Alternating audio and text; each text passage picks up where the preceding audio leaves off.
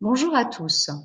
Nous avons vu en classe que tous les individus d'une même espèce possèdent les mêmes gènes.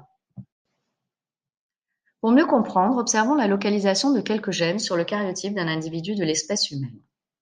Nous possédons tous, sur la paire de chromosomes numéro 7, le gène impliqué dans le nombre de doigts. De la même manière, nous avons tous sur la paire de chromosomes numéro 9 le gène impliqué dans la pigmentation de la peau ou le gène impliqué dans les groupes sanguins. Et lorsqu'on regarde bien, un gène est toujours présent sur les deux chromosomes d'une même paire.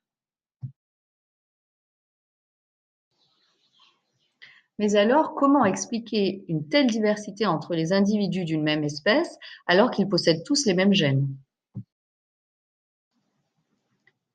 Pour répondre à ce problème, prenons l'exemple d'une particularité anatomique présente dans l'espèce humaine.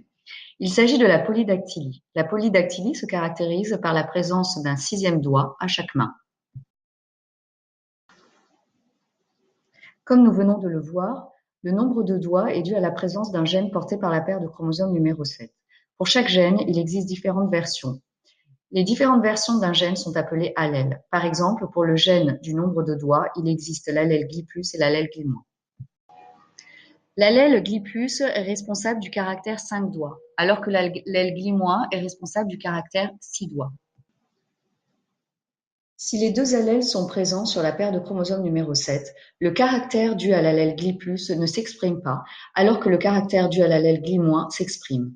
On dit que l'allèle GLI- est dominant et que l'allèle GLI+ est récessif. Si une personne a pour caractère 6 doigts, elle a de toute façon, sur un des deux chromosomes de la paire numéro 7, l'allèle GLI-.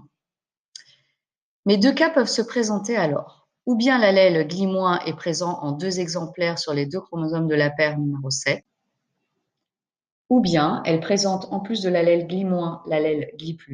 Le caractère dû à l'allèle GLI+ ne s'exprime pas, alors que le caractère dû à l'allèle GLI- s'exprime. Donc la personne aura tout de même 6 doigts.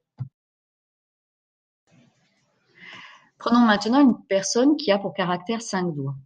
Elle a forcément 2 fois l'allèle GLI+ sur la paire de chromosomes numéro 7. En effet, si elle avait GLI+ et GLI-, nous venons de le voir, elle aurait 6 doigts.